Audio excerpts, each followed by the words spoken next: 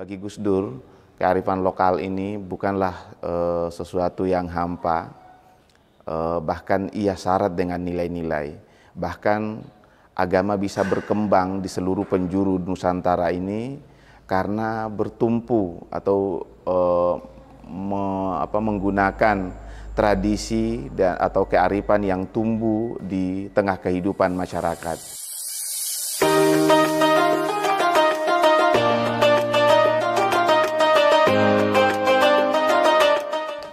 Assalamualaikum warahmatullahi wabarakatuh. Sahabat Gus Durian sekalian yang saya hormati, pagi menjelang siang ini kami akan mendiskusikan atau menyampaikan hal-hal yang selama ini atau yang dalam kehidupan Gus Dur senantiasa menjadi bahan renungan dan diskusinya, yaitu tentang bagaimana memaknai kearifan tradisi atau kearifan lokal. Bagi Gus Dur, kearifan lokal ini bukanlah sesuatu yang hampa, bahkan ia syarat dengan nilai-nilai.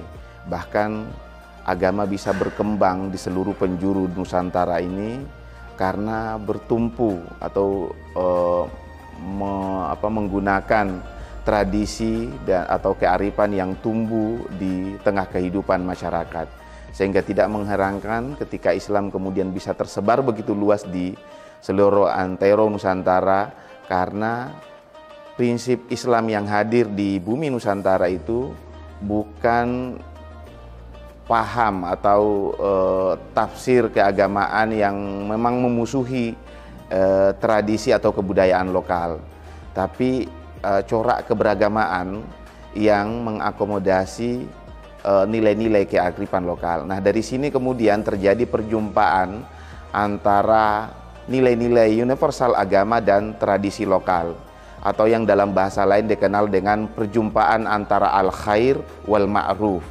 Al-khair ini adalah sesuatu yang mutlak dan bersifat universal, sementara al-ma'ruf inilah yang kemudian sering dimaknai dengan tradisi atau kehidupan kearifan atau arifan yang berkembang dalam kehidupan sosial masyarakat. Nah, selanjutnya perjumpaan antara al-khair dan al-ma'ruf ini kemudian menciptakan corak baru atau wujud keberagamaan baru dalam kehidupan masyarakat, yaitu ini bisa ditemukan dalam statement yang disampaikan oleh Gus Dur yang mengatakan kita beragama dengan baik dan kita tetap bisa beragama dengan baik tanpa harus tercerabut dari identitas kultural kita. Artinya apa? Bahwasanya beragama tidak mesti harus menjadi orang Arab terlebih dahulu. Beragama Islam tidak mesti harus menjadi orang Arab terlebih dahulu, tapi kita bisa mengekspresikan keagamaan kita, nilai-nilai keberagaman kita dengan tetap mengacu pada kultur dan tradisi kehidupan kita yang berkembang di tengah masyarakat. Terkait dengan ini, pembacaan Gus Dur tentang nilai-nilai kearifan lokal saya rasa sangat cukup luas, dan apalagi kita tahu bahwasanya Gus Dur ini adalah seorang pembaca yang cukup gila ya menurut beberapa sebagian teman-temannya dan murid-muridnya.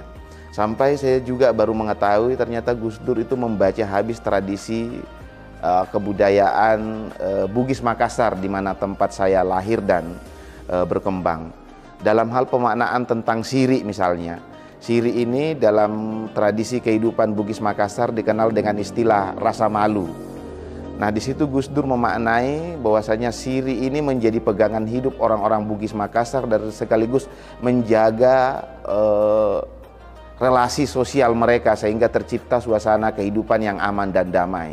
Menurut Gus Dur, saat dia membaca buku yang ditulis oleh Profesor Dr. Matulada, beliau adalah seorang antropolog dan sekaligus sejarawan Sulawesi Selatan yang betul-betul menguasai tentang Bugis. Ia mengatakan bahwasanya Gus Dur ya ketika ia mencoba memaknai pandangan-pandangan atau buku-buku tulisan-tulisan Profesor Dr. Matulada, Gus Dur tiba pada kesimpulan dengan mengatakan kenapa orang Bugis Makassar dulu itu dia tidak takut meninggalkan anak istrinya berbulan-bulan melaut, dan tidak khawatir istrinya akan selingkuh, tidak khawatir istrinya akan anak dan istrinya mati kelaparan, karena ia sangat yakin bahwasanya anak istrinya dilindungi oleh budaya Siri. Anaknya tidak akan kelaparan, istrinya pun tidak akan main serong karena ada budaya Siri yang menjadi pagar pelindung mereka itu. Nah, inilah yang kemudian sekaligus menjadi titik temu bahwasanya dalam Islam dikenal dengan istilah al-haya'u minal iman, bahwasanya malu bagian dari iman.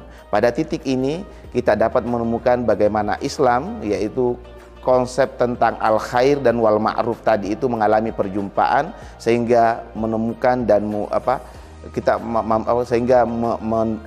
mampu mendapatkan wujud atau corak keberagamaan yang baru gitu kan. Itu. Kemudian yang terakhir yang kami sampaikan bahwasanya tradisi ini dalam pandangan Gus Dur tetap kita akomodasi dan kita lakukan dialog selama tradisi itu tidak bertentangan dengan nilai-nilai atau akidah yang dipahami sebagai orang yang beragama Islam. Saya rasa mungkin itu yang bisa kami sampaikan dalam kultum singkat ini. Lebih dan kurangnya kami mohon dimaafkan.